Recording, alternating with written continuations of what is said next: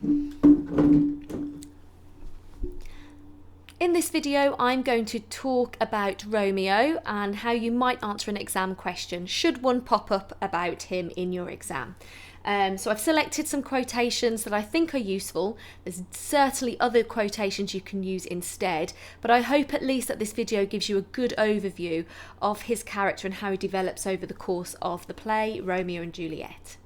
So initially at the beginning, he's presented as a Petrarchan lover, and what we mean by that is this stereotypical male character that is melodramatic, whose feelings of love aren't reciprocated, and we definitely see that at the beginning with Romeo moping around, complaining about how heartbroken he is because he's in love with Rosaline and she does not love him back. So some things to know about why that may have been chosen by Shakespeare. Petrarch's poems at the time that he wrote Romeo and Juliet, which is in the 1590s, was very popular. So, and I guess the Elizabethan audience would have seen this as an interesting concept, watching a man who's completely out of control in this relationship, where the woman has really kind of control over his emotions, because that really contrasted with the expectations of men at that time. They were the ones who were supposed to be in control of their feelings, and it was women who were expected to be ruled by their emotions. So Romeo would be quite an interesting character for the audience. Please bear in mind though, during the Renaissance period, the notion of romantic love was becoming more popular, but it was seen as something separate to marriage. Marriage was seen still as a very kind of practical affair, which I'm sure you've covered in your classes, you know, especially for the upper class. It was a way of kind of protecting your financial status or your social status. So why might Shakespeare have created Romeo in this way? Well, first of all, Romeo is a parody of this kind of Petrarchan lover. So it's quite comedic, and you might argue that gives a break from the tension of a tragedy, which is what this play is. So the Elizabethan audience would be laughing at Romeo, the way that he's moping around. A 21st century audience, you might argue, would look at Romeo and might think it's actually healthy for him to speak so openly about his feelings.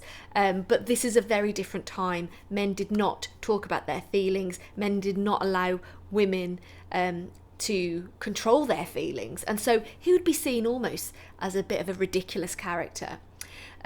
He effeminizes Romeo. Again, this is linked to that kind of sexist ideas during this time. It really contrasts with Elizabethan perception of masculinity. So he would be seen as much more of a feminine character. But instantly we learn about his tragic flaw, and that's that he loves too intensely and he's very, very impulsive. And that will bring us, or bring him, I should say, to his tragic end, committing suicide in the end. You might argue, is it Shakespeare actually creating kind of a cautionary tale? Is he warning the audience that you should lead with your mind and not your heart? So is he being quite critical of Romeo and the decisions he makes and the way he leads his life? So that's something to think about, and you don't have to believe that Shakespeare thinks that, but that is one way of looking at it, and you should, to get those higher marks, really thinking about alternative interpretations. But also you might say that this contrasts to when he meets Juliet. So Juliet is really a source of happiness. You might argue that he starts to mature much more because, you know, the way he's behaving at the moment is also quite immature. So does this actually encourage us to take his feelings for Juliet more seriously, seeing what a positive impact it has on him to a certain extent? Of course, it does also lead to his suicide, so that's arguable. So some useful quotes in talking about this initial presentation of him. When his father speaks of him to Benvolio, he talks about how he shuts himself away from light, shuts up his windows, makes himself an artificial night. So Romeo really lives in this secluded world at this moment because he's heartbroken, and you might know people who've gone through heartbreak who kind of do that, or maybe yourself, where you've just wanted to shut yourself away and have some time to yourself. So his feelings are completely out of touch with reality, you might argue, and maybe he's blown up those feelings and he hasn't helped himself because he's kind of dwelling in his misery on his own. But the fact that he prefers the nighttime, you could argue that's a time for dreams and fantasy. And that again comes back to this idea that he's incredibly fanciful and unrealistic about love, and dramatic. So that could discourage the audience, especially an Elizabethan audience, in taking him seriously and taking his heartbreak serious, because it does all seem very melodramatic. When speaking to Benvolio in Act 1, Scene 1, describing love and its effects on him, he says, "Oh, heavy lightness, serious vanity." There are so many different oxymorons you can use. This is just one. It exposes maybe his lack of understanding of love, because if you really think about it, it's really quite contradictory what he's saying. It's heavy, it's light, it's serious, it's vain. So it suggests that he doesn't really understand love, and it depicts that the love that he professes to have for Rosaline as ingenuine. That's one way of looking at it. Or is he just completely confused because something that should feel so wonderful has caused great harm for him? And then in Act 1, Scene 4, he continues to mope. You might argue by this point we're a bit like, oh God, get over it already. And he says he's shut up in prison, kept without food, whipped and tormented, hyperbolic language. Of course, this is all metaphorical. He hasn't actually been shut up in prison. And actually, ironically, he's shut himself up. It's no one else. But again, this just helps support this idea that he's very melodramatic and very immature. So we're not really encouraged to take him seriously at this point in the play, especially if you are a member of an Elizabethan audience, where maybe you wouldn't have as much patience for this type of emotion in a man than a 21st century audience.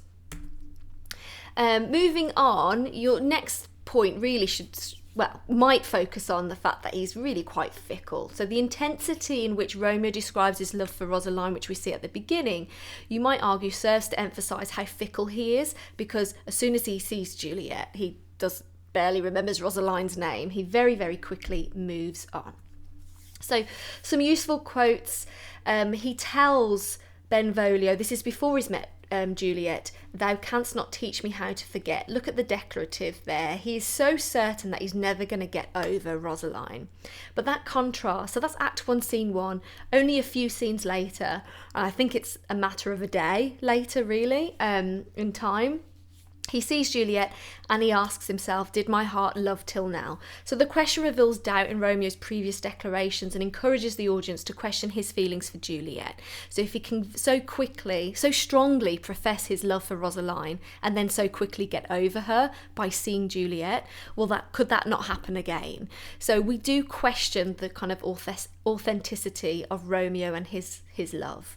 And then later during the balcony scene, Act 2, Scene 2, Juliet tells Romeo not to swear not by the moon, the inconstant moon. So the moon here is a symbol of capriciousness. In other words, it's something that's very changeable, and you could argue that's Romeo. Changes his mind very quickly. That's part of his tragic flaw. He's very impulsive. But you could say from this interaction, Juliet actually teaches him a lot about love, about the importance of dependency, the importance of consistency. So is she a good influence on him? And does this help him mature later in the play? That's one way of looking at it. Or the other way of looking at it is Juliet has more sense in contrast to Romeo. And then look at Friar Lawrence when he finds that Romeo's come to him saying, I'm in love, please marry us. And Friar Lawrence only the day before heard Romeo weep over Rosaline. And he says young men's love lies not in their hearts but in their eyes. So the metaphor suggesting a shallow attraction based on physical appearance rather than a deep connection. So obviously the heart would be a metaphor for a deeper connection, but really it's just on the surface with his eyes.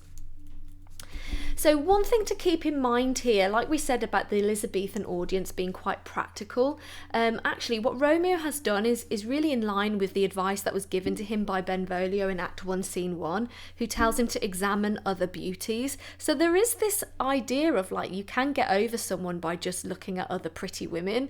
There's tons to talk there about the objectification of women and the worth of women, that, you know, all you have to do is look at a pretty face and you'll quickly forget the last one.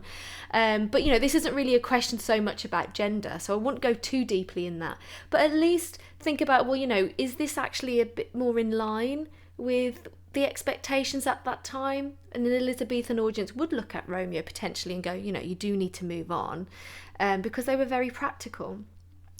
One thing that's quite ironic is, you know, with Juliet encouraging Romeo to be less changeable with that quote about swear not by the moon, it was believed by the Elizabethans that women were emotionally unstable and depended on men for guidance. So it's quite ironic to see Juliet being the mature one, the one that has kind of a greater grasp on what love is and how it should be and how you should behave.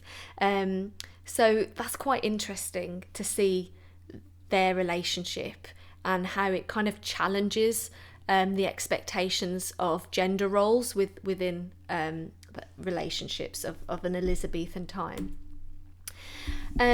Thirdly, you can definitely argue he's in love. I know I've just talked about kind of some sceptical ideas about Romeo, and you can certainly embrace that, but there is some evidence that he is in love. So despite our reservations regarding Romeo's authenticity, there is certainly evidence to suggest his love for Juliet is different, and here is some evidence that could support that.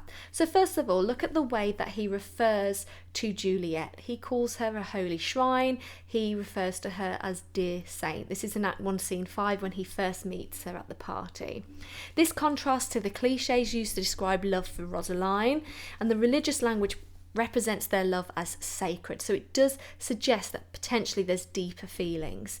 When Romeo and Juliet first speak, they form a sonnet. So that suggests a deeper connection. The iambic pentameter in that sonnet, you might argue, mirrors their beating hearts as well, their hearts as one. So it's really a romantic scene. And also, they're very witty. They finish each other's lines, finish each other's iambic pentameter. So also we're seeing a couple that seem to be mentally matched as well. He often refers to Juliet using imagery of light. So he says that she teaches the torches to burn bright, that Juliet is the sun. So Juliet is a source of hope and happiness for Romeo, which is symbolised by that light. And like a fire, she has ignited his heart. So there seems to be kind of a real strength behind these feelings that she has kind of ignited in him. He describes her as a rich jewel in an Ethiop's ear. Not only does Juliet stand out to Romeo, so that is about beauty, but you know, you could zoom into the language rich jewel. So she's considered precious as well. She's considered of great value. When he learns that she is a Capulet, he says, "Oh dear account," and but that doesn't stop him. He jumps over the walls to see her, and that's putting his life at risk, because remember, he's an enemy, he's a Montague, he's an enemy to the Capulet family. So he's got this willingness to risk his life to be with Juliet, which does suggest maybe there's more feelings there than others might think he has. The dear account refers to the great price. I've written that terribly. So dear account refers to the great price he will have to pay, and that foreshadows his death. And the walls that he jumps over could really stand for a metaphor of the obstacles he is willing to jump, and the greatest obstacle at the end is that he's willing to kill himself to be with her. So there's certainly evidence that this is real love. I'm not sure if he would have done all of these things for Rosaline. The other thing to mention is Rosaline isn't in the play physically. She's referred to, but we never meet the character. So that helps the audience potentially invest more in Romeo and Juliet, because they see that their interactions and how close they are. So thinking about context here, the Elizabethan society was very religious. So it is, you should note that actually the way he attributes these godlike qualities to Juliet, referring to her as a holy shrine and a saint, would be considered blasphemous. So it would be really, they would see it as kind of a type of love that is far too intense. Remember, they are a practical society, so they don't like the idea of such intense emotions. They think with that comes trouble, and actually in this they would be right. The equality of the couple would definitely challenge Elizabethan views of gender roles, which we've talked about already. So you know, the fact that they do form a sonnet and they pretty much share the same number of lines suggests an equality in their relationship, and that wouldn't really be in line with the stereotypical relationship of the man in control and the woman being subservient. But you can be critical here. He is in love, or is he? So there are other quotes that you could use to critically analyse that. He refers to her as a jewel, he refers to her as merchandise. You know, he's objectifying Juliet, and he often does refer to the way she looks rather than the substance of her. When Juliet finds out that Romeo has killed her cousin Tybalt, she says lots about him, one of them being despised substance of divinest show. So here she's saying, you know, he puts on this great act, but actually his substance is disgraceful, basically. So there's a suggestion there that he puts on, you know, he puts on an act. He says all the right things, but deep down he's not as great as you think he is. You could argue that is Juliet just finding out that he's killed her cousin, and this is her having a bit of an outburst, because she definitely, on reflection afterwards, takes back those thoughts. But you know, you can certainly use that to critically analyse whether he is actually in love, or if it's again just part of this melodrama, and maybe he's a character who just wants to be in love, and it could have been anyone, not just Juliet. He's certainly ruled by emotions. We've seen that in matters of love, but we're also going to see that elsewhere, and that's really when he is in Act 3, Scene 1, and he tries to avoid a fight with Tybalt, as you should know, and Mercutio fights instead, and Mercutio, his best mate, gets killed. And so that we see a sudden change in Romeo when he says, "Fire-eyed fury, be my conduct now." Before that, he'd referred to Tybalt as gentle Tybalt, or gentle Capulet, I think, sorry. So we see a very, very sudden change. So the alliteration fire-eyed fury emphasises his anger. The personification of fury depicts him as completely out of control. It's almost like it's taken over him. And the juxtaposition to the peaceful dialogue that he's just delivered to Tybalt previously shows his impulsiveness. He changes very quickly, and this is a moment, you might say, of peripeteia. So this is a Greek tragedy, and so this is really where Romeo's fate is going to change. Everything seems to be going well. He's in love, he's married, and this is where it changes because he kills Tybalt. And this is because he's ruled by emotions. He hasn't stopped to think. Okay, at this point, he's thinking very selfishly. He's just killed the cousin of his wife. He should have stepped away, but he didn't. When he goes to Friar Lawrence, he finds out he is banished, and he says, "I may sack the hateful mansion," and then he attempts to commit suicide, and it's the nurse is there as well, and takes away his dagger. So the final realisation that Romeo can only escape the obligations linked to his family name through death. So previously he's talked about kind of ripping, if he wrote down his name, he'd rip it up. And he's saying that to Juliet as in, like, you know, forget the fact that I'm a Montague, or forget that you're a Capulet. And he thinks it's that simple. It's not. Those obligations that come with his name, the conflict that comes with not just his name, the people that he is linked to, it's not that easy. So he's being really quite naive at the beginning, and I think this is the sudden realisation that it's not going to be so easy for him to deal with. Both actions above, so really him killing Tybalt and then attempting to kill himself reveal a selfishness in Romeo, and you can link that again to questioning how in love is he really with Juliet, because he fails to think of Juliet in both instances. He doesn't think here, when he goes to commit suicide, what effect that will have on Juliet, who at this point is very upset at home. During the same scene, Friar Lawrence says, "Thy tears are womanish." Remember, men were seen as the stronger sex, physically and mentally, emotionally. So by saying your tears are womanish, he's saying you look weak, you are behaving weak, because women were seen as the weak sex.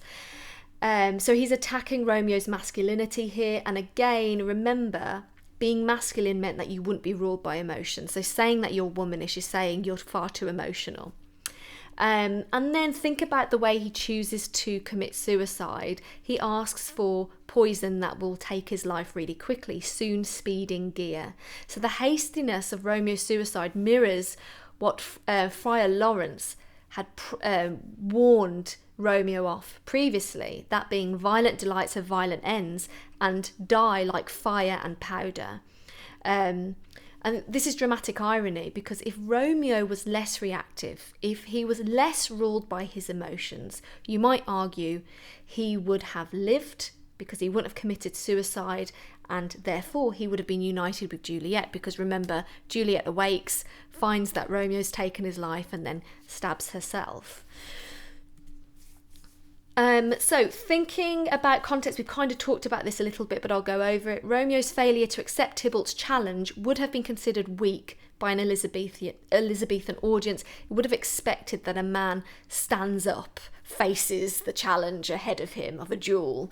His sudden change to avenge the death of Mercutio is much in line with the expectations of men, and that is that they should be completely loyal to one another, this sense of brotherhood. So he is kind of behaving much more in line with the expectations at that moment.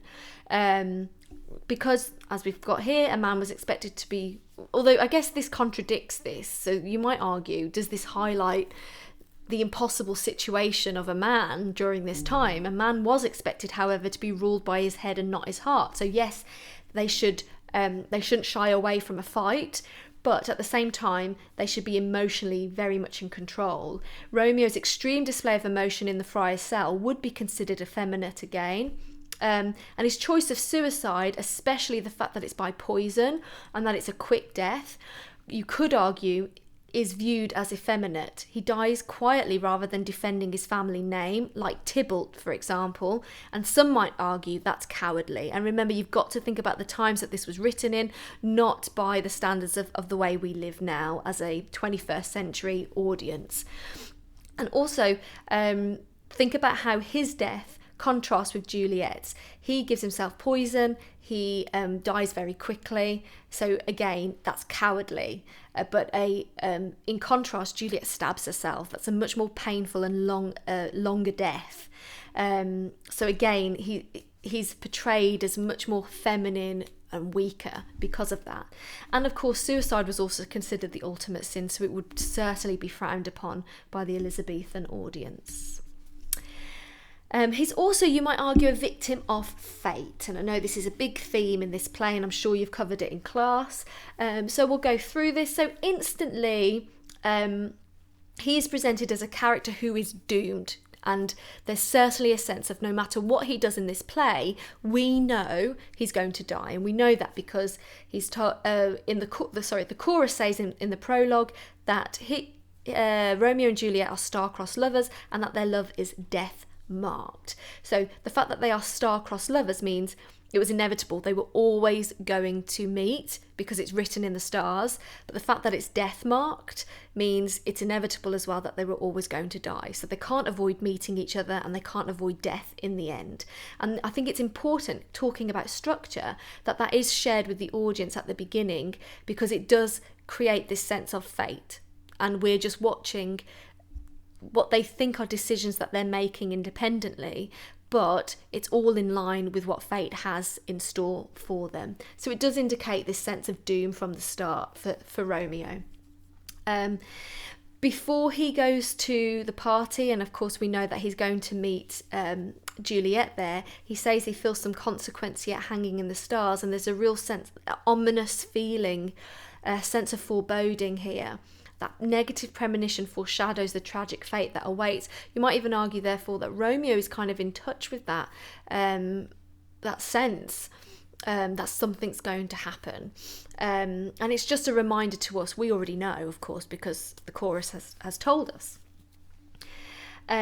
Look at how Mercutio, and remember, this is the moment when Romeo's fate changes, and Mercutio says a plague on both your houses. So he really puts a curse, if you like, on both the Capulets and the Montagues. This marks the beginning of Romeo and Juliet's downfall. You might say this is dramatic irony as well, because the audience know that they are soon to die.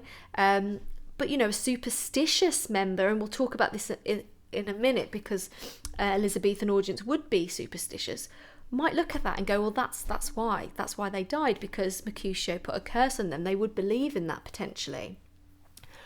Once Romeo kills Tybalt, he says, I am Fortune's fool. So the personification here of Fortune highlights Romeo's lack of agency. He accepts in that moment that he's not in control of his life, and he's really just kind of played into Fortune's hand. He's played into this big plan that's been made for him in the stars, written in the stars, that, you know, he's going to kill Tybalt and it's going to lead to his death. But look at the end. An Elizabethan audience would see the way he speaks of the stars as actually quite naive. When he finds that Juliet is dead, he says, I defy you, stars. This is dramatic irony, because really what Romeo is saying is that he can defy fate by committing suicide. But that is his destiny. We've learnt that's his destiny from the chorus. So it's quite ironic that he thinks he can take control of his life at this moment, and he thinks taking control of his life is committing suicide. But that is what the stars have planned for him. Of course, this is looking at it from an Elizabethan perspective. And just before he kills himself, at the end of the play, he says, shake the yoke of inauspicious stars. So in other words, he thinks that by killing himself, he is placing his body beyond fate's control. If I kill myself, I can no longer control anything that happens to me. So whatever plans they had for me can't happen, because I'm going to kill myself. Little does he know, isn't that his fate anyway? Wasn't that the plan all along? So you've got to just bear in mind here that Elizabethans believed in predetermined fate and would likely view Romeo and Juliet's tragic end as inescapable. As a member of the modern audience, you could look at this in a completely different light and see this as a play to really learn about consequences and how your actions affect results. But you've got to think about Shakespeare and the world that he lived in, and question whether that was actually Shakespeare's intention. And so overall, you certainly want to refer to Romeo as a tragic hero with everything that we've just covered. He's of noble birth. Lord Capulet says Verona brags of him. So at the beginning, we know that he's held in high esteem. His enemy even says that, you know, people respect him in Verona. His tragic flaw, as we know, and it's established right at the beginning of the play, is that he's impulsive. And that brings on his tragedy, not only because it means he falls in love with Juliet quickly, he marries her quickly, but it means that he kills Tybalt. And it then leads to his suicide, which, had he held off, he would have realised that Juliet wasn't really dead and they could have been together. So his impulsiveness really brings on a lot of the things that lead to his suicide, and Juliet. We've already talked about this turning point, this change of fate for him, which is killing Tybalt, and again that's linked to his impulsiveness, and then his tragic end, which is the fact that he commits suicide. And it's even more tragic because he doesn't realise that Juliet is actually alive, and he never knows. I know if you've watched Baz Luhrmann's film, at the end, just before he dies, he sees her wake. That doesn't happen in the play. He never knows, and you might argue that's greatest tragedy. And that's everything. I would love for you to share your ideas on Romeo as well in the comments section. I love to see when students are helping each other in those sections as well. Like I said, these are a few quotes that you can choose, but there's certainly other ways to support the ideas that I've provided. One thing that I didn't cover is you could also look into the way he is with Mercutio when they're having that kind of back and forth banter. He's quite that's one of the few instances in the play where he's really light-hearted. I haven't really talked about that, so that's another area of his character that you could explore.